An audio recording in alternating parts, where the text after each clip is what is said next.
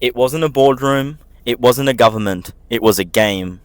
And it was sold. In just one generation, football transformed from a working class religion into a billionaire's playground. Abramovich, the Glazers, Qatar, Saudi Arabia, every club badge is now a price tag. And then came the European Super League, the final chess move in a quiet takeover, decades in the making. The real story goes much deeper. So, how did we let it happen? How did the heart of football get outsourced to the highest bidder? If you love football but hate what it's becoming, you're not alone. The videos for anyone who's ever shouted at a ref, for anyone whose team isn't just a club, it's a family. For anyone who remembers when football was more than a game, it was a way of life. It all started quietly.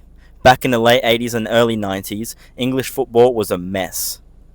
Stadiums were crumbling, fan violence was rampant, and the sport seemed to be dying. But then came television money. Sky Sports offered a deal too big to ignore. In 1992, the Premier League was born, not as a natural evaluation of the game, but as a commercial product. That's when clubs stopped being just clubs. They became assets. Players became commodities. Teams, they became businesses. And fans, well, they became consumers. Foreign investors soon followed. In 2003, Roman Abramovich bought Chelsea, a Russian oligarch with close ties to the Kremlin, hundreds of millions into a club that had only known moderate success. Within 2 years, Chelsea were Premier League champions. The message was clear: money wins trophies. In 2005, the Glazer family acquired Manchester United through a leveraged buyout, borrowing the money to purchase the club and then placing the debt on United itself. Fans protested, but it didn't matter, the takeover stood. That same year, a group of furious United supporters created FC United of Manchester, a club built on community and resistance. Across Europe, the pattern repeated. PSG was bought by Qatar and Manchester City was bought by the UAE. Newcastle United is now owned by a consortium backed by Saudi Arabia's public investment fund. Even in Germany, where the 50+1 rule was meant to protect clubs from external control, loopholes were found. Football was no longer a game of two halves. It was a game of investors and returns. And the fans, often powerless, reduced to customers, their loyalty monetized. But it reached a boiling point in April 2021. 12 of Europe's biggest clubs announced the European Super League. Real Madrid, Barcelona, Juventus, Manchester United, Arsenal, Spurs. They called it a revolution. Most fans called it a betrayal. It wasn't just the idea of a closed league. It was the erasure of a competition, the abandonment of tradition, and the ultimate power grab. Generations of local rivalry, history, and the identity thrown under the bus for guaranteed profits. Within 48 hours, protesters erupted. Liverpool fans burned banners. Chelsea supporters blocked the team bus. Pundits, players, even coaches spoke out. UEFA threatened sanctions. Politicians vowed legal action. The backlash worked for now. Clubs pulled out. Apologies were issued. But the damage was done. Because the Super League didn't fail, it was paused. Real Madrid and Barcelona are still pushing. The idea remains alive in boardrooms and investor meetings because at the core, it was never just about football, it was just about control. Look closer and you'll see how deep the shift has gone. Club crests redesigned for branding, historic stadiums renamed for sponsors, kickoff times moved for global audiences, season tickets priced out of reach for working class fans, local pubs replaced by corporate boxes, Manchester City plays in the Etihad Stadium, Bayern Munich home is Allianz Arena, Arsenal left Highbury for Emirates. Naming rights now dictate memory. Players come and go, but the sponsor stays. Even player loyalty feels commercial.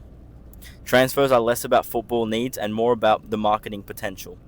Social media followings, regional shirt sales, the language even changed. Fans became consumers, rivalries became assets, clubs became brands, marketing took over from passion. Profitability became the measure of success. But the soul of the game hasn't completely vanished. In Germany, fans still protest ticket prices. At St. Pauli, anti-commercial banners fill the stands. In Argentina, the ultras fight for authenticity. In England, AFC Wimbledon rose from the ashes of corporate relocation.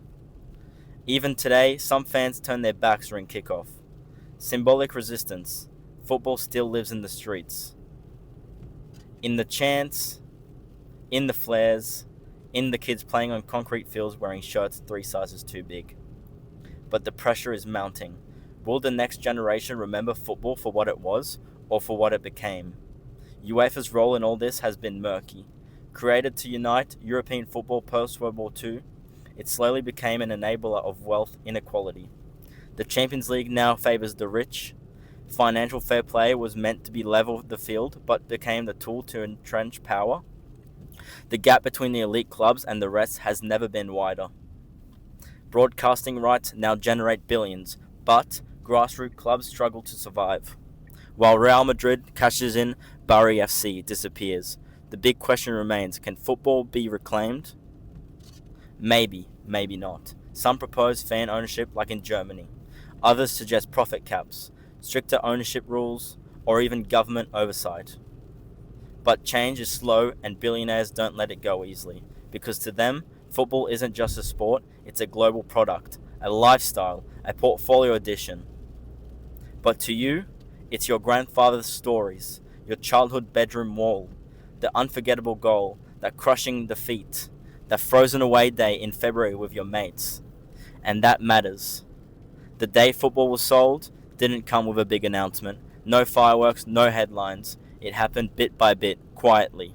Every time a fan's voice was ignored, every time his story was rewritten for cash, but it's not over. You're still here. And as long as fans sing, stand and speak, the game isn't lost. It's just waiting to be taken back. So how far is too far? And when the next Super League rises, we will fight again. Because this isn't just about football, it's about who gets to own what we love.